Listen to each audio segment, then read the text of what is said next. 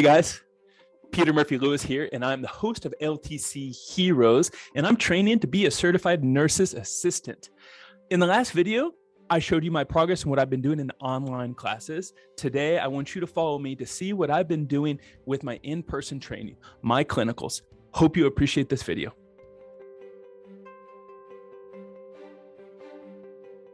This week, I'm excited because I got my scrubs. I went to 2 days of classes already, and I got my black scrubs from Allied, and I'll walk you through all the notes that I've been taking in person. My very first day of class, a facility came in because of the staffing crisis. I think that the facilities are actively recruiting CNAs before they come CNAs because they need help. So I had a facility show up in my very first day of class and bring us gifts. So you can see All Saints Home Care brought in koozies and even a pen. So one of the beautiful things is that you feel really, really appreciated in that they need us. The person, she walked in and she said, "Hey guys, my name is such and such. I'm recruiting CNAs. We need people like you. I'm going to leave a little gift bag for you at the back of the classroom," and said, "We need you. Apply here. We're paying competitive rates. We have some of the best onboarding. We have great corporate culture. Apply here." And our instructor right away, our instructor's name is Brittany said right away, she said, "You guys are needed. All you have to do is finish this class, and I'm going to help you finish this class. No one in this room is going to fail, and you guys are going to get a good job where you're needed and you're appreciated and it's fulfilling and you're paid the wage that you deserve." So I felt needed, and I felt like everyone else in the room was appreciated, and it made me want to help get the word out that, hey, there's someone knocking on your door and they're going to help you finish this test. Tomorrow is my last day of skills. So I've done 2 days of skills already. So I've done about 16 hours. So I need to finish these didactic hours before my last skills, which is tomorrow. And then next week I start clinicals. All of this work has been working with other students. There's about 6 of us in there. I'm the only the only male. And they range in age from 22 years old to 37 years old. And we've been working with mannequins or been practicing things on ourselves. So we check vitals on each other. We put each other in lifts and the Hoyer's lift. And then clinicals is next week, where I will be shadowing inside of a long-term care facility, which is called Catholic Cares. And that'll be from 6 o'clock in the morning until I think 4 o'clock. So long shifts, Monday, Wednesday, and Friday. And then the state exam. Some of the things that they've been giving me in my classes are worksheets. So you can see here, worksheets are, and I've been filling in the ones I don't know the answers for. So fecal impactation, if it hasn't been filled out, it's because I feel comfortable with the answer.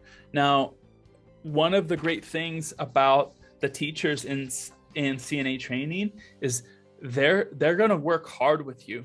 There's lots of cheat sheets, and it seems like it could be intimidating, but she says that as long as we keep working through it, she's going to help us prepare for the state exam. I'll read you a couple of the quotes that got me excited. So Brittany says, "Nothing is more scary than a CNA who thinks they know everything." Another quote that she says that stands out to me: If it's not documented, it didn't happen. She says there's no room for your feelings in documentation. She says, "It's important that you document to CYOA," which I didn't know what CYOA is, "cover your own ass," which means you need to take such good documentation that if the health or care of a resident deteriorates, you need to make sure that you documented that gets to the nurse and gets to the doctor. One of the things that I constantly think about when I'm in CNA training was a really good podcast that I did with a professor who teaches nurses about documentation. And her name was Rosalie Lobo. And she specifically did a podcast, episode 31, about nursing documentation. And that was really exciting and inspiring because she's passionate about this. And she talks about nurse training and nursing documentation. The thing about the CNA training that has me most excited is when my teacher, Brittany, said, if you get really efficient, that means you have more time to spend with residents. She says, where you're going to really make an impact after you take care of their bare necessities is making them feel special, making them feel listened to. That is something I learned from my father. My father's an amazing listener, and he was with his parents who had Alzheimer's breakfast and lunch for the last 5 to 15 years of their lives. And I think that that's what's most exciting to me. My concerns with my work as a CNA next week are probably related to like doing things fast, like moving someone in a transfer so they can go to the bathroom quickly, or potentially not cleaning someone well after they've had a bowel movement and having to change their brief. I'm not concerned about the human side of it, communicating, being friendly, making them feel comfortable. It's kind of the more rushed aspect of it. Like if I have different residents hitting a call light here because they need water, have someone call light here because their oxygen tubing has been clamped, and then another call light over here, someone needs assistance with, being pulled up in their bed. Under the thing that we move them up in a bed, it's called a chuck. And that usually requires 2 people. So that's kind of the thing that causes anxiety.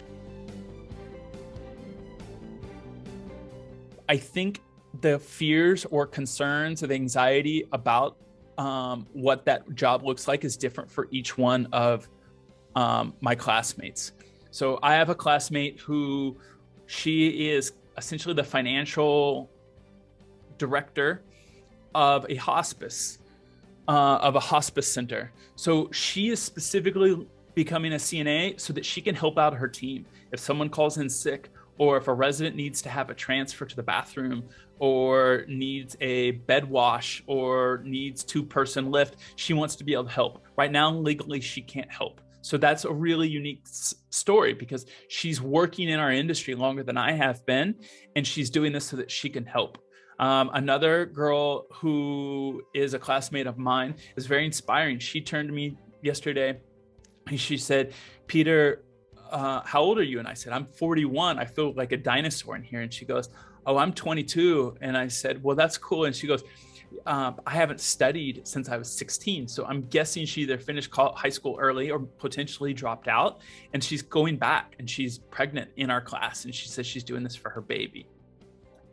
Hey there, are you ready to hear about how my experience was when I was shadowing my boss, Robert, as a CNA in the actual facility? Stay tuned for the next video. Hope you enjoy it.